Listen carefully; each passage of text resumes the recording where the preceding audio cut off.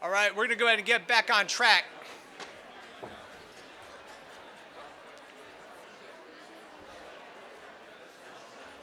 Hey, so just a quick reminder while everybody's finding their seats, the workforce resource cards. I can tell, you guys had lunch. I see some low caffeine lights already blinking in some of your eyes. So I can't think of a better thing to do right now than maybe, fill out one of these yellow cards and then journey on up to the coffee or maybe another caffeinated beverage and then go paste it on the whiteboard, I mean, I don't see any harm in that. All right, so I'm going to go ahead and get us kicked off with our next panel. But as many of you know, in 2022, the United States Congress passed the Bipartisan CHIPS and Science Act, which is a bold and ambitious $280 billion authorization to onshore semiconductor production within the United States. Shortly after the announcement of the passage of the bill, the Chattahoochee Hub for the Innovation and Production of Semiconductors, which I challenge you to say that 5 times really fast, also known as Chips for Chips, was established locally here to posture the region for success under the Act. So today you're going to receive an update on how the CHIPS Act is playing out across our nation, and you're also going to learn how it's playing out here locally within the region. Additionally, and we're really lucky, you're going to hear from 2 major technology companies established within our region who are benefiting from the CHIPS Act and also better understand the workforce needs that they require. Your panel is going to be moderated by Dr. George White. He is currently the Senior Director of Strategic Partnerships in the Office of the Vice President for Interdisciplinary Research at the Georgia Institute of Technology. Dr. White, of course, will introduce the members of his panel, and I did want to point out on an admin note, even though I told you not to use your cell phones, many of you are, and my phone has been blowing up over the last half hour or so, but it's been pointed out to me that we do have a panel member who is wearing a logo associated with a non-SEC school. In fact, I don't even think it's an accredited university. And so while I still have the microphone, I'm going to do some research, but I do believe it has been affiliated with some communist organizations. So thank you. Dr. White? Well, how do you follow that? Thanks, General Helms. Again, my name is George White, and I'm going to be your moderator for this esteemed panel here. And I'm going to ask each of the panel members to introduce themselves, their affiliation. So we're going to go ahead and start with MJ from Opsonics. Hi, introduction myself. I wasn't expecting that, but I'm a vice president, also a board member of Absolix. I've been just relocated here, Georgia, last year. I've been working with this Absolix project for the last 7 years, and now we're in real show right now. We just established this business about 4 years ago in Georgia, Covington, but I'll talk a little bit more as we go along, but very nice to meet you, everyone. Thank you. Good afternoon, everyone. I am Armand Duncan. I am the Senior Program Manager for Minority Serving Institutions at Micron Technology. Long story short, I support 15 universities currently spanning across historically Black colleges and universities, Hispanic serving institutions, as well as Asian American Pacific Islander serving institutions to build awareness, capability, enhance research, faculty development, as well as experiential learning as it pertains to the semiconductor industry. And I'm based in Atlanta, and I am marching towards 1 year at Micron as of April. Good afternoon, everybody. My name's Matt McQuaid. I have been serving as a consultant to C4C for about 2 years now. My first speaking engagement with them was, unfortunately, about 8 days after Georgia had beaten Ohio State in the 2022 college football semifinals. And I have been roasted consistently for being a Buckeye ever since. This is the first time I've been accused of being a communist, so it has typically been all in good nature. I'm not going to say anything about the game on Monday. I'm going to let the Buckeyes speak for themselves. But I am, thank you. I am an economic development professional by background. I've been doing consulting for about 2 years. C4C was my first client. They've always been one of my best and biggest. Very proud of all the progress that's been made, and to see a room of leaders like this that is so engaged in the future of their community. The other part of my work has been doing large-scale industrial site development and planning, which I'll talk a little bit about as well when we talk about, what are the factors that determine where the industry is going to locate. But thrilled to be here today, and thank you.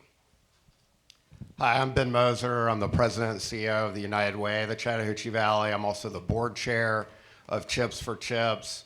And we've had a lot of activity over the last 2 years, but probably the most exciting thing has been watching these two guys go at it about Ohio State and Georgia. It's been a great thing to watch, having a front row seat to that. But really pleased to be here and excited for this panel. Thanks, George. Great. So I'm going to go ahead and do something, just go off script for a second here. So this is what it's all about as it relates to the Chips and Science Act. 300 millimeter wafer. What I'm holding right now as a finished product would probably cost you about $25,000, just this wafer alone. So this is obviously some scrap, but I'm going to go ahead and pass it around. I hope I will be able to get it back after this session. So I'm going to go ahead so you guys can say I've actually held a 300 millimeter wafer. All right, so the first question is going to go to Matt. So Matt, most of us are now a little familiar with the Chips and Science Act, and we know that, as Andy said, this is unprecedented opportunity for us. And so we would like for you just to talk a little bit about, the government and their business of trying to onshore this as it relates to economic and national security. And I would like for you just to talk a little bit about, the goals. Are they realistic? Is this something that's going to happen in years, decades? What's going to happen? Well, thanks for the question. And this is the one answer that is going to be fairly rehearsed. It's why I have my laptop in front of me, because what George just asked me, I basically gave a day-long presentation on that aforementioned 8 days after Georgia beat Ohio State in 2022. So it is a complex industry, right? And let me walk through that for a quick second. So first of all, in terms of the size and the magnitude, it's about a $600 billion industry today. It is projected to grow to over $1 trillion in 2030. So in the decade spanning 2020 to 2030, it's doubling in size. It took 3 decades for it to double in size prior to that. So it is a big industry, and it is rapidly growing. The Chips and Science Act was obviously a lightning rod piece of policy, but it is something that I think I can argue was necessary for a couple of reasons. It's really focused on ensuring that domestically we have access to supply of the most advanced semiconductors that are on the market. And that has huge implications on economic vitality, innovation, national security. To take you back kind of through the history and how we got to the point of needing policy in the tens of billions of dollars to recruit industry back to the United States, first of all, we invented the semiconductor back in the 1950s. But over time, obviously, the world's changing before our eyes right now, but the story of the 1960s through really just a decade ago was that of globalization. And the semiconductor industry followed that progression of globalization throughout its history, to the point where in 1990, about 40% of chips were manufactured in the United States. Now that number is about 12%. We have maintained a leadership position in the design of chips, but the manufacturing and the value chain associated with it spread out across the world. And you saw parts of the globe, geographic regions, spend decades of time and billions of their own dollars creating capability and excellence in certain parts of the supply chain. And when you just look at manufacturing, for example, contract manufacturing became a big thing in the industry, and that's what Taiwan Semiconductor Corporation does, TSMC, and they're the ones who make the most advanced chips in the world, and obviously the majority of their infrastructure is in Taiwan, which is a very geopolitically sensitive part of the world. And when you look at what's running the world right now in terms of geopolitical conflict, you've got China and the US and Taiwan just sitting right off their shores. And if something were to happen to our ability to access their manufacturing capabilities, the US would be in big trouble. So it becomes imperative that you try to at least bring some element of manufacturing of the most advanced chips, or at least the capacity to do so, back to the US. So that's why it was a big program, and that's why I would argue it's necessary. The free market pushed it out across the world, and the free market's not going to bring it back in this direction. So that's why you saw massive government intervention. Now, will it work? That's the $52 billion question. And how long will it take to work? I think the U.S. will be successful. I mean, we are the United States of America. Where there's a will, there's a way. We're going to figure out a way to get it done. But the economics of doing so, and whether there are costs of doing so, whether to the consumer, a big part of the reason it spread out across the globe was to reduce prices and keep up with Moore's Law and continue to double the number of transistors that fit on a chip every 2 years. But innovation was a big draw as well. So whether we can continue to innovate in the industry with reducing costs, that remains to be seen. The big point to me is the downside of not trying. That is a much bigger risk than the money that we're spending to try to make it happen. And there's obviously tremendous economic benefits to those dollars being spent, whether it's to training people or creating jobs in an area. The reason I started doing work for C4C is I helped Intel site a $20 billion plant in Columbus, Ohio. It's not even up and running, but we're already seeing the economic benefits of it. So big program, whether it's going to be successful, at least in its spirit, remains to be seen. I think it's going to play out over decades, not individual years, and it's absolutely worth a try. Excellent. Thank you. Ben, you have the next question. So when the CHIPS Act rolled out, you were very, very quick in getting the C4C coalition in place. So what stood out in your mind in terms of the viability of the Chattahoochee Valley to actually compete for something like this?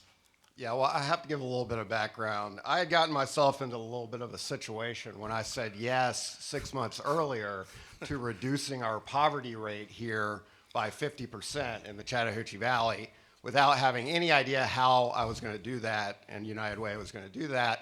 And so I had been looking for some, I knew that none of the traditional programming that United Way had been investing in for 75 years here in this region was going to take us anywhere close to a 50% reduction in poverty rate.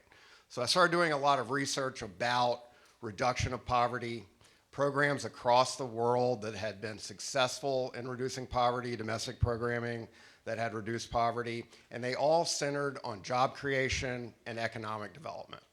And we did a lot of research through the summer, and we centered on that. And so I was looking for something along those lines that we could implement here that would take us down that road. And I'm sitting at my desk in early August of 2022. I get an email from Senator Warnock. It's talking about the CHIPS and Science Act, $280 billion, regional technology hubs, and there's a blue dot on Columbus talking about manufacturing, supply chain, and all of these things that can happen, and the huge federal investment that's coming in. And I say, okay, this could be it. So I start doing a lot of research, and one piece of research I did was I read a white paper about what you need for a successful semiconductor manufacturing site. And it was about 50 pages, and it had 5 elements that you had to have success in siting a semiconductor site. You have to have a large amount of available land. You saw the map there with the 7.5 counties. That's kind of our zone of influence, and there's a lot of available land in those counties that we could site a semiconductor manufacturing site in. You have to have a lot of water. Jeremy, we have a lot of water, don't we? Yeah, we are well under our water cap right now. We can pull up to 90 million gallons a day out of the Chattahoochee River. We're currently only pulling about 40. And so we have the capacity to service the industry via our water cap. You need a lot of power. I was in Atlanta on Tuesday, and I heard the CEO of Georgia Power say, we will get you as much power as you need for any project that you get out of the ground. And so I take her at her word. And so we have plenty of power. We're built out for Fort Moore. The third thing, location and logistics. I guess that's the second. Okay, so water and power, second. Third thing, location and logistics. We've got that. We're right off 85, 75 not far away. We've got Hartsfield-Jackson International Airport, an hour and change away. A Russell Henley drive away is the Columbus Airport, which is an uncut gem here in our community that could be better developed and really be an attractive thing for industry here. You draw a little bit wider circle and you're talking about a comfortable drive to Huntsville, Birmingham, the Gulf Coast, the Port of Mobile, the Port of Savannah, everything, of course, an hour and a half away that Atlanta has to offer. So our region is really set up from a location and logistics standpoint to support this industry. The fourth thing, seismically inactive. It really is helpful to be seismically inactive. We happen to be one of the most seismically inactive regions of the entire country, and we're very insulated from climate change, and we have very little risk of natural disaster here. And so we're really in a sweet spot here for lots of advanced manufacturing industries and semiconductor specifically here in the Chattahoochee Valley. And then the fifth most important thing is workforce. And that's where we have a real silver bullet, and that is Fort Moore. They are transitioning 2,500 soldiers off the base every year into the workforce. We can capture a much higher percentage of that transitioning workforce than we are currently. These are folks that are tailor-made for the semiconductor industry. They're used to difficult conditions. They work hard. They show up on time. They're technically skilled, and they're already here in our community. And we can also market the opportunity worldwide across the Army network and pull more people into this community to do their last 6 months at Fort Moore and then transition into the semiconductor industry here. Plus, we have Pratt Whitney already doing advanced manufacturing in the industry. We have Auburn, 37 miles away. We have the resources at Georgia Tech. We have all the other 2-year and 4 years here. We are set up for this industry. We are 5 out of 5, and that's why I went to work, and that's why we're here today. Thank you. Thank you. Great answer. All right, Armand, next question is to you. Can you just tell us a little bit about your company, Micron? Because I'm pretty sure a lot of people may not know about it, but Micron impacts us, each and every one of us. So just tell us a little bit about your company. Sure thing. So Micron is a semiconductor manufacturer, specifically specializing in memory and storage solutions, and that spanning across high bandwidth memory or HBM, DRAM, NAND, solid state drivers, flash drive as well. If I were to simplify that, you'll find our products everywhere in appliances, automobiles, satellites, medical devices. And so it's very impactful work. Again, the products are now, you're seeing them more as far as the share of the opportunity to have more share as far as the industry is concerned.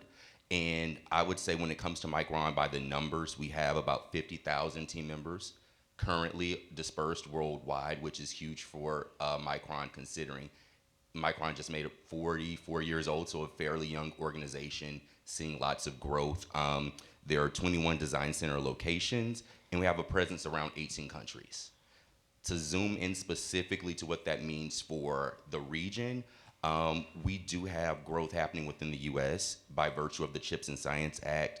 Micron is investing up to $150 billion over the next 20 years, which totals to about 80,000 new jobs. And I'll get to it a bit later in another question, but those 80,000 jobs range from traditional 4-year roles as well as technical roles. And so there's opportunity for everyone when we speak to that. And domestically, the hub for those jobs are primarily going to be in Idaho, New York, and Virginia.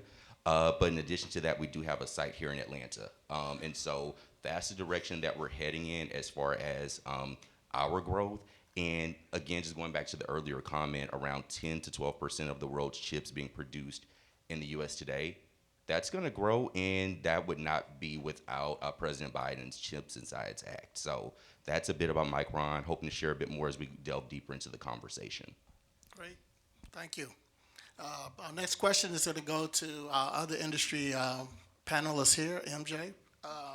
Can you tell us a little bit about Absolix? It's a relatively new company, here in the state of Georgia, and also share with us how Absolix has benefited from the CHIPS and Science Act. Sure. I presume a lot of people are not aware of Absolix. We're based in Georgia, Covington, and we're kind of fortunate to be in Georgia. How this started was at Georgia Tech. They have a 3D packaging research center, and they've been researching of how a new technology could change the world in terms of building a new chip. And as you know, from a semiconductor sectors, there's a limitation of how you could actually improve yourself versus how much cost will be expended to improve that performance. And from the end part of the semiconductor industry, there's a packaging business, a packaging process. And what we do is that we have developed developed a glass that will be replaced to a organic material that goes into a chip, semiconductor chip. And the reason why is that nowadays, as you know, that to develop an AI engine, you need to have quite of a high performance material that could be able to improve power and signal integrities, and to make it bigger so that it could compute faster and also quicker. That being said, right now we have started our factory and completed it last year in Feb, and we're starting to build up now samples, and we are working closely with the hyperscalers who are demanding for AI accelerators that will be going into data centers and high performance computing. That's a little bit about what we're doing right now, but in terms of CHIPS Act and where we're at right now is that we're pretty, to just give you a background how this had developed, is that I talked about the Georgia Tech, and this is a first ever that is built in around the world to develop a glass substrate. Is one. Secondly, is the only factory in U.S. that we are in Georgia that we're building it up, and this is another game changer that we were willing to develop. And I think the Georgia government, also the Biden administration, had bought our technology and willing to help us and support us on granting incentives and also, should I say, cash to develop this technology. And having said that, this is just a small scale that we have just built up. As we go along, if we expect that we will, next time we build up this factory, it's going to be triple or more bigger. And I'm trying to be conservative because of the large group that I'm talking to in the public. But this is something that we are expecting that it will be one of the biggest game changer, and also a disruptive technology that will actually replace who are right now dominant with the Taiwanese that are holding in terms of their technologies that they're building with the silicon. The third part I wanted to point out is that Georgia has sent out the wafer of the silicon. We're building this as a new technology, as a panel level, which is panel meaning by a square, is something different than anyone else have made. And just to also point out is that Absolux is right now a purely a U.S. company, joint ventured with SKC, which is an SK group in South Korea, along with Applied Materials, who is the largest semiconductor equipment company that in U.S. So this kind of gives you a sense that how do we came to Georgia, and how we are trying to develop this in U.S. and from the support of Georgia State and also the Biden administration on the CHIPS Act, is coming to a dream come true to go to a lab to fab situation, and hopefully everyone around here will follow us going forward and see how things will develop end of this year. We'll hope to announce some more good news. Well, thank you. And just to say, the Absolux technology is just transformative. It's going to make a big difference in terms of our competitiveness in this space. So next question is to Matt. And Matt, you've been working, with a large semiconductor company, and we're instrumental in bringing them to the state of Ohio. So can you just share a little bit about, the role that you've actually had to play, or the state of Ohio had to play in bringing that semiconductor company to it? So I understand that the industry right now is not a dominant industry in the state of Georgia. But what made me believe in Ben's vision and Columbus being competitive in the industry as well, Columbus, Georgia, that is the fact that we didn't have it at all. Given the dynamics of the industry that I talked about earlier, spreading out across the globe, the U.S. not being really focused on manufacturing semiconductors, more on the design side, the few regions that did have huge clusters of chip manufacturing, places like Phoenix, Arizona, or the Portland area outside of Oregon, the size of the projects that the U.S. was hoping to stimulate through the CHIPS Act were too big for those companies to continue investing in locations like that. So they had to look somewhere else. And they actually did something that's a bit unconventional to us economic development people.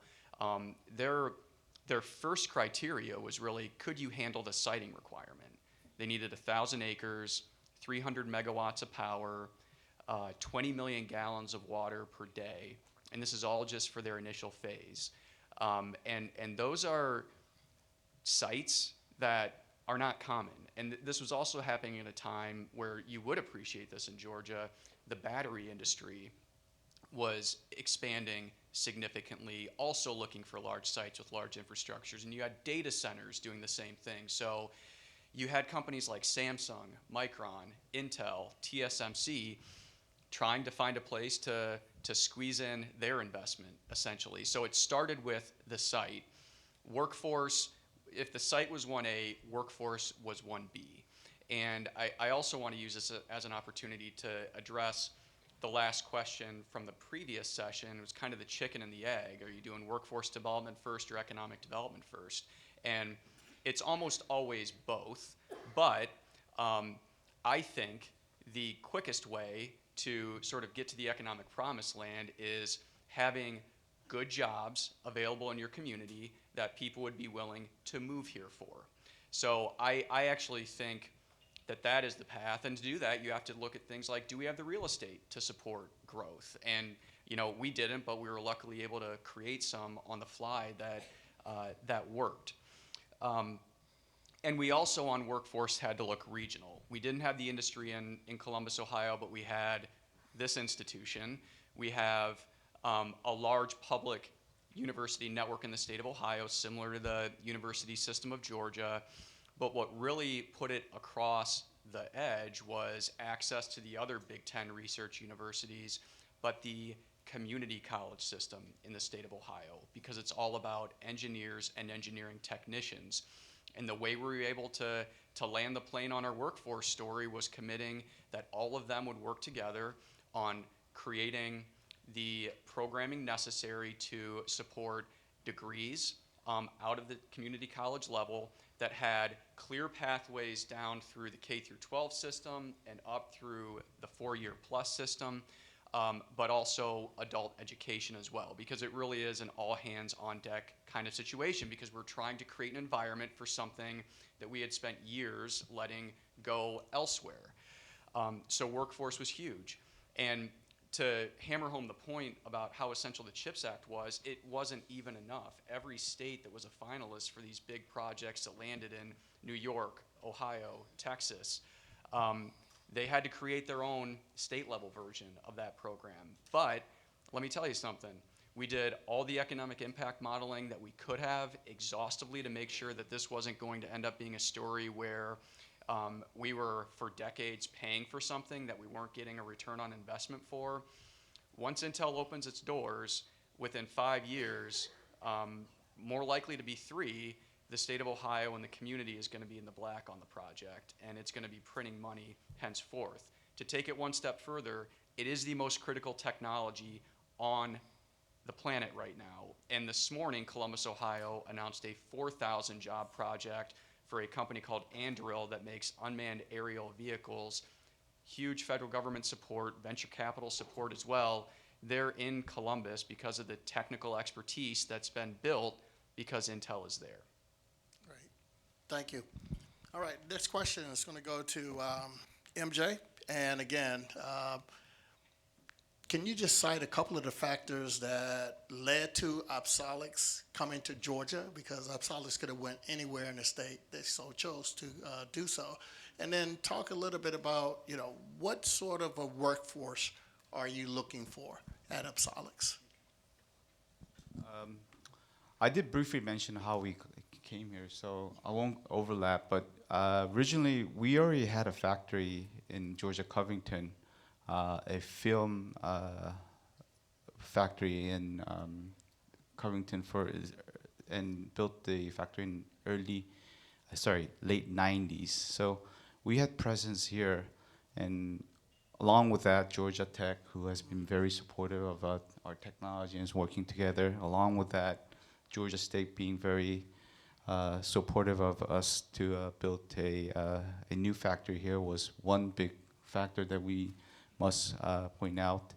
And out of any of these states, I think Georgia is somewhere we feel very comfortable to work here. So that was one.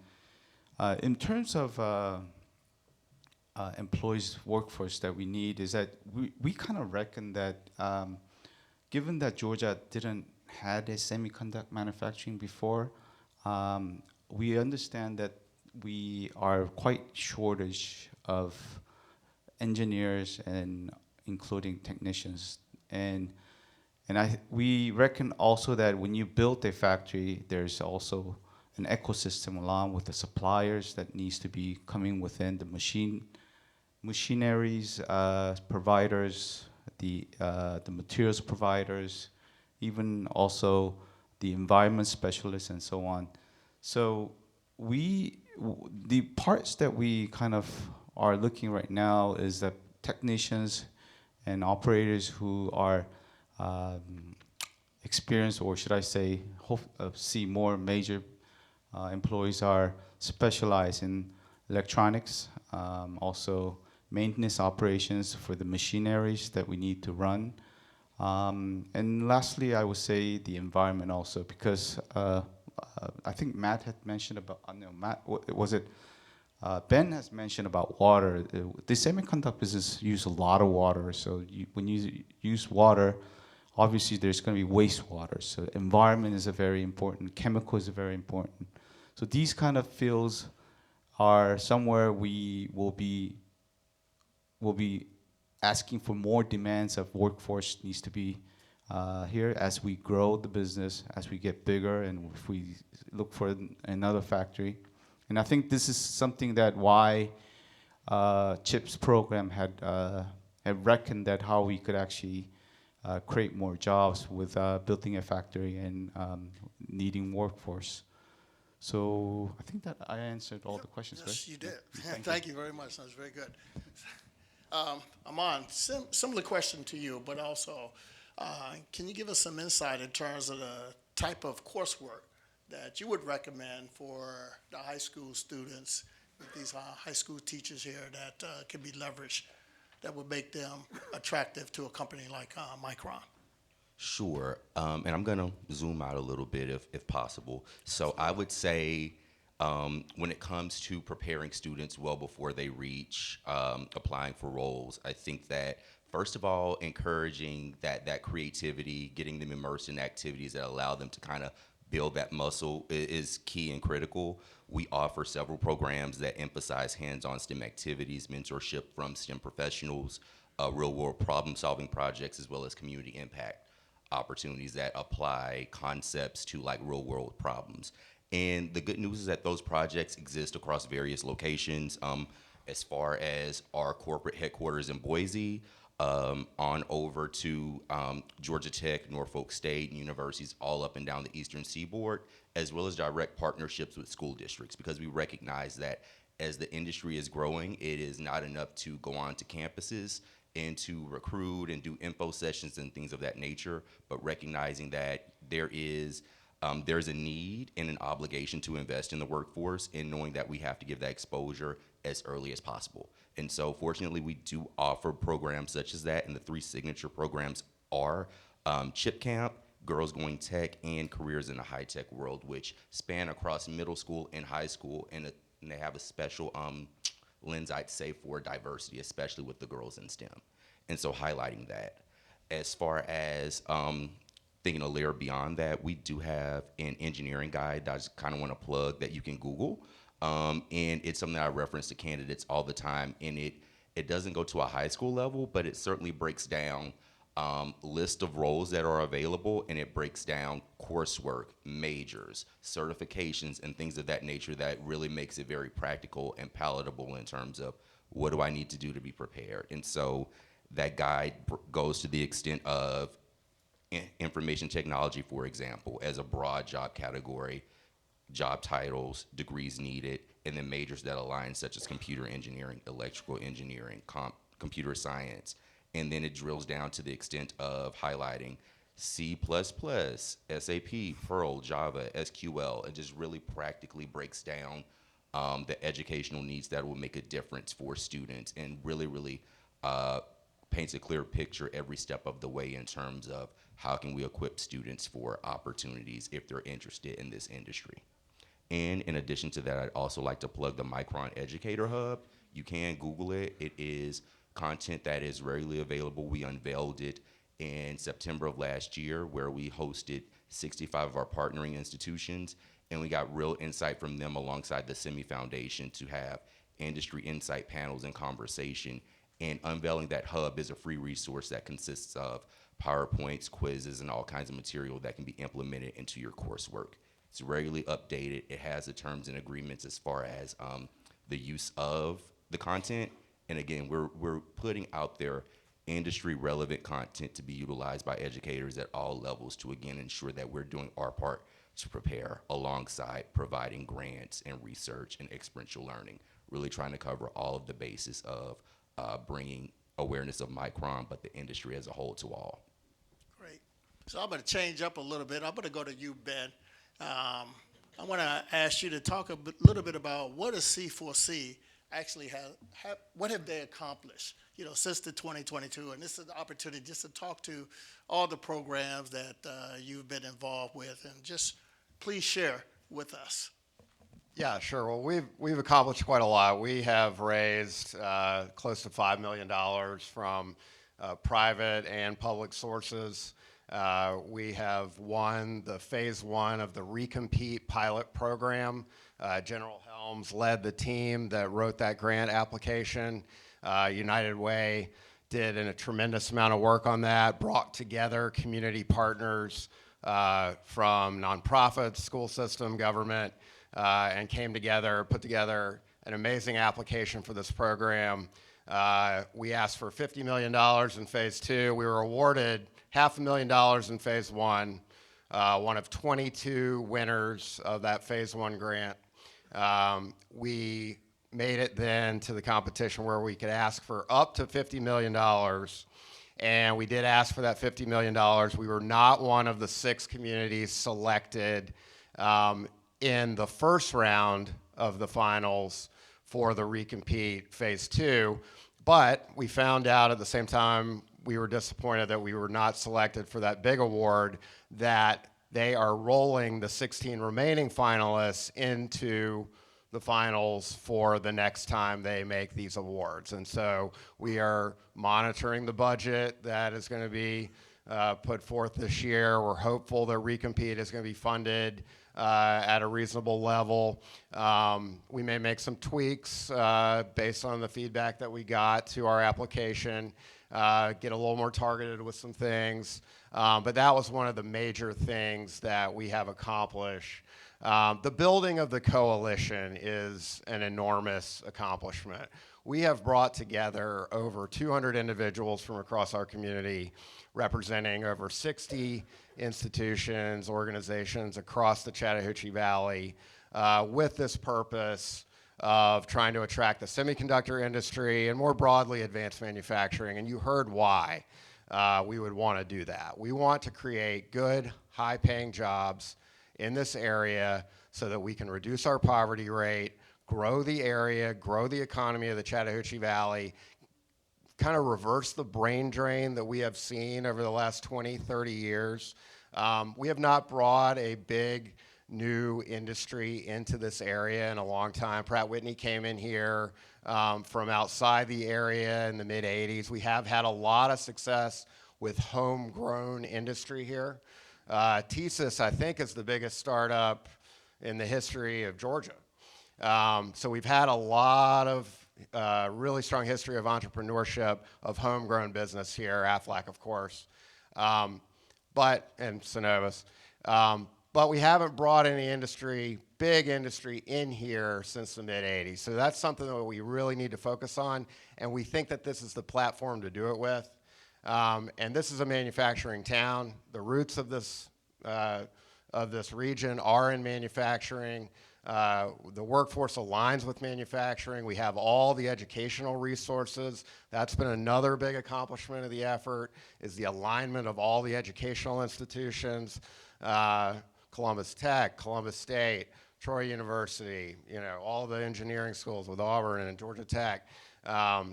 We've been out to Tuskegee and talked to them. Georgia's the head of the HBCU CHIPS network nationally, engaging there.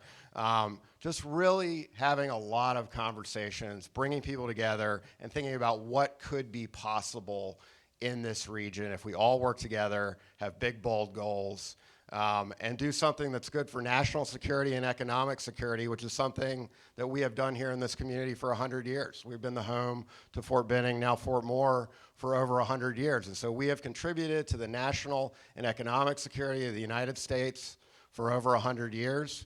And I think that we're in a good position to contribute to it for 100 more through Fort Moore and through this effort and through many other avenues with everything great that's going on here in the Chattahoochee Valley.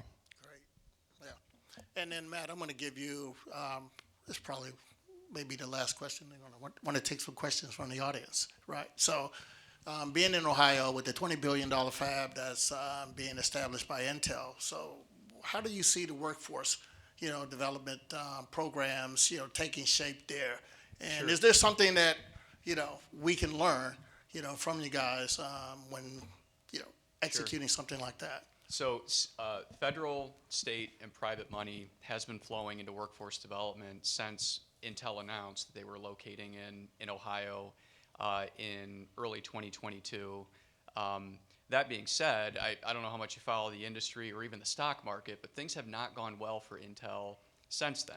I think, one, the company has not kept up with the industry. Two, the things that are really driving the industry right now, like GPUs for data centers and artificial intelligence applications, like that's just not an area where Intel invested. So where you see companies like NVIDIA's market cap exploding, Intel is kind of a fraction of itself and trying to get back on solid footing in what I already mentioned is a very complex and challenging environment that we are trying to basically unscramble an omelet right now with with how the industry has changed and what we're trying to do with it.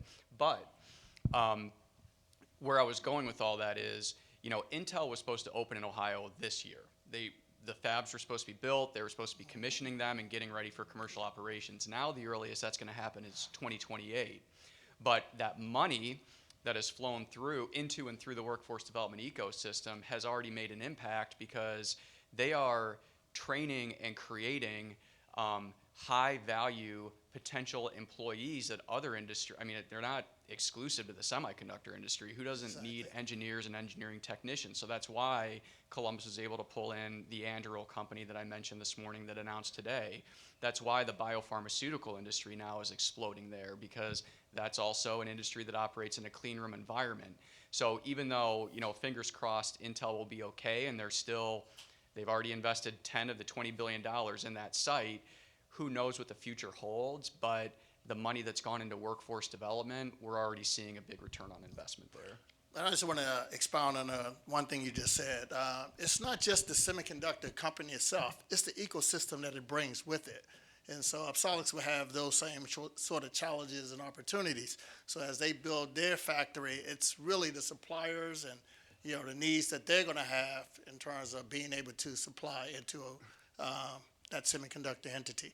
Ben? Yeah, and that's something we're really focused on, is attracting that supply chain, and General Helms has done a lot of work towards that front, working with General Donahoe and CSU about attracting these small and medium-sized companies over here from Korea to help build out the supply chain that would make Apsolics successful, and other Korean companies that have chosen to locate in Georgia. Hyundai obviously is bringing an enormous supply chain over for the Meta plant.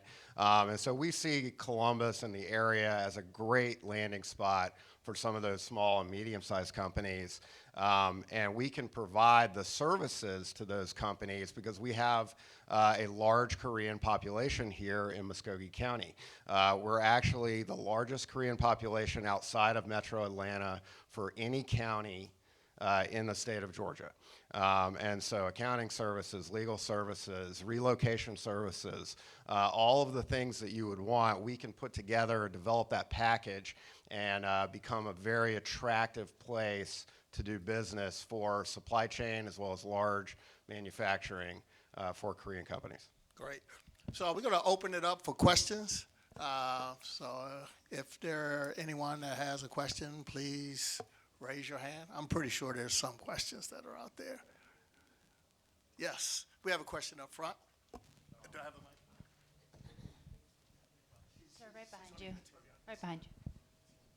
Thank you. Mr. Cho, thank you for being here today. I thought I heard you say that you might, Apsolics might build another factory. Would that be in Covington, or maybe would that be somewhere else in the state of Georgia? At the current time, we're still reviewing the all options right now. That's including within the U.S. So can't comment much, but obviously closer to Covington is a much advantage for us because the workforce, all the teams are here. So if it's remote, that's pretty difficult to actually manage. So there's a pros and cons on it, but near the site there's some more advantage. That's what I could comment so far. Thank you. Hi, it's Cynthia Aegis. I just have a quick question. So my first question is, are there specific resources available for high school teachers who pathways kind of align closely with this industry that we can, sharpen our knowledge on and be able to engage excitement amongst our students about this industry? And then my second question is just kind of a little off the wall, but our students, along with traditional the science and technical development, our students do love low-code platforms because of the quick turnaround and the immediate satisfaction. So I want to know, can we institute, while using low-code or no-code platforms, are we able to use those tools to kind of engage in semiconductor training at all or anything like that? Anybody want to take that? I can definitely answer the first question. The second one, that falls outside of my team directly, so I'd probably have to phone a friend on that one. But the first one, again, the Micron Educator Hub, if you Google it, you will see a variety of topics. There are call outs as far as, the difficulty level, when it was last updated, K through 12, so on and so forth. And again, it was launched in September. We're regularly updating it as new content is being cleared internally. From the technical team, it's being released and we're making improvements. And again, it's a free resource. There's no subscription. We're not taking your email or anything like that. We're working on that because some have described a desire to know, like, okay, when the latest and greatest is available, how will I know? But as of now, I would say check that out, utilize that as a resource, and there is a means of giving feedback on meaningful topics and things of that nature. So I'd like to plug the Micron Educator Hub as much as possible. And I would also say that with the number of the grants that have been awarded here in the state of Georgia, there's that teach the teacher, component that there'll be a lot of outreach, to folks like C4C who has actually been a part of some of that. So there'll be that opportunity to, bring that training in semiconductor to the instructors as well as students. And if I could add to that, you just sparked a thought. Again, we're on the journey. Speaking to the efforts that exist within the K through 12 realm and some of the programs I mentioned earlier, that team is heavily involved with the AFT in New York currently, of course, with the growth and the fab that's being built in New York. Obviously, that's like a very specific target in terms of having that partnership directly with educators, but saying that to say it's on our minds and we are thinking about it. Last question. Mr. Duncan, you mentioned earlier creativity was something that you all were looking for and encouraging. Can you talk more about what classes or what subject areas you were specifically referring to? Is that the performing arts? Is it visual arts? Is it? I think all of those things probably are good to develop that muscle, but specifically thinking about traditional STEM routes, again, being a part of opportunities such as, I can't think of the words escape me, but capstone projects and different projects that allow students to be hands-on, to test their inquisitiveness, allowing students to work in collaborative team environments to reach a solution and test out theories and thoughts. Any opportunity that allows students to be able to work on a project that applies concepts while at the same time interfacing with a professional that can coach them and help them to refine that mindset and help them to think of better ways to approach that. And again, we offer opportunities to support that, and even from a collegiate level, we do sponsor those types of programs and seeing professionals down to those universities that we partner with and sponsor with. So I think those things are really good to, the best way I can describe it is to build that muscle, to be able to have then individuals that feel specifically confident. If I use the lens of and the perspective of the work I am in specifically with MSIs, minority serving institutions, allowing students from those spaces to certainly show up in whatever environment, shoulders back, head up, confident in their abilities, and able to contribute meaningfully from day one. Thank you. All right. Well, I think we're out of time, and so I want to thank our panel once again. If you guys can give them a round of applause. Thank you. So hopefully you guys learned something as it relates to the CHIPS and Science Act.